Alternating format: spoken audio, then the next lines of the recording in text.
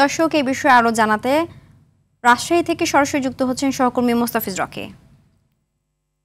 Rocky, উপাচার্যকে অবরুদ্ধ করে রাখা হয়েছে, এই মুহূর্তে সেখানকার বর্তমান পরিস্থিতি কেমন দেখছেন?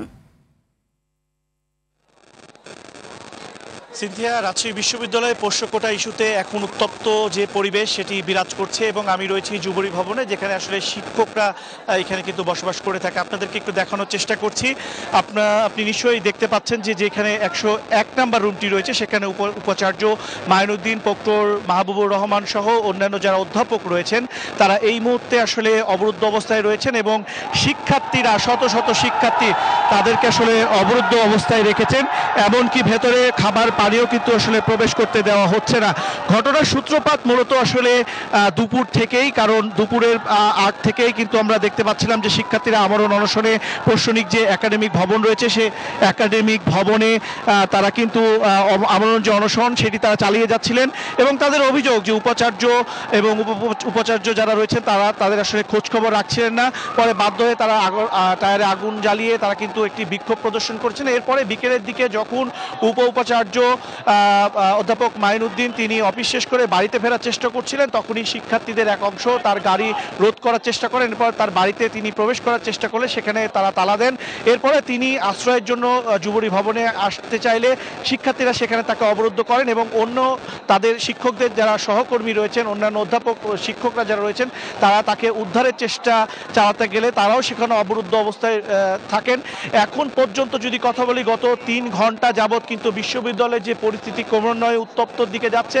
কিছুক্ষণ পরপরই শিক্ষার্থী যারা রয়েছেন তারা বিক্ষোভে ফেটে পড়ছেন এবং কিছুক্ষণ আগেও আমরা দেখেছিলাম যে সেই যে 101 নম্বর রুমে উপাচার্যকে অবরুদ্ধ করা রয়েছে সেই উপাচার্যর রুমে কিন্তু প্রবেশের চেষ্টা চালিয়েছেন শিক্ষার্থীরা। তবে শিক্ষক যারা রয়েছেন তারা বারবারই কিন্তু তাদেরকে রুখবার চেষ্টা করছেন। এর আগে আমরা দেখেছিলাম 4টার দিকে কিন্তু শিক্ষার্থী এবং কর্মকর্তাদের মধ্যে একটি হাতাহাতি এবং ধস্তাধস্তির ঘটনা ঘটেছে।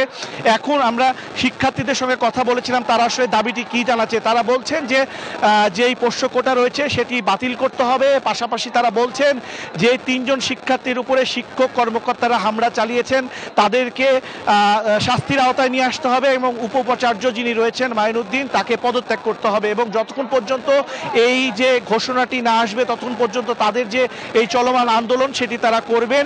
এবং আপনাকে জানিয়ে রাখি আরেকটি বিষয়, গত 28 ঘন্টা ধরে প্রশাসনিক একাডেমিক ভবনের সামনে অপর শিক্ষার্থীদের একটি অংশ তারা সেখানে অবস্থান নিয়েছেন এবং অবস্থান নিয়ে তারা সেখানে কিন্তু আমরণ অনশন করছেন এবং শেষ খবর পাওয়া পর্যন্ত এখন পর্যন্ত 5 জন কিন্তু হাসপাতালে তাদেরকে অসুস্থ অবস্থায় নিয়ে যাওয়া হয়েছে এবং এরই মধ্যে কিন্তু তাদের যে অবস্থা সেটি শিক্ষার্থীরা বলছেন যে অবনতির দিকে যাচ্ছে। এক কথায় যদি কথা বলি তো বিশ্ববিদ্যালয় পরিবেশ যত সময় গড়াচ্ছে ততটা আসলে উত্তপ্তের দিকে যাচ্ছে। আপনি নিশ্চয়ই আমার পেছনে বুঝতে পারছেন শিক্ষার্থীরা কিছুক্ষণ পরপর আসলে বিক্ষোভে ফেটে পড়ছেন এবং তারা সুষ্ঠু সুরাহা চাচ্ছেন এবং যে পোষ্য কোটা যদি বাতিল না করা হয় তাহলে বলছেন জুলাই আগস্টের যে আন্দোলনে যারা শহীদ হয়েছেন তাদের সাথে আসলে রক্তের সাথে বেইমানি করা হবে এবং তারা বলছেন যদি এই দাবিটি বাস্তবায়ন না করা হয় তাহলে তারা উপাচার্যের পদত্যাগের 1 দফা দাবিতে আসলে যাবে। তো সিনথিয়া, এই ছিল রাজশাহী বিশ্ববিদ্যালয় থেকে আমার কাছে সর্বশেষ। ধন্যবাদ।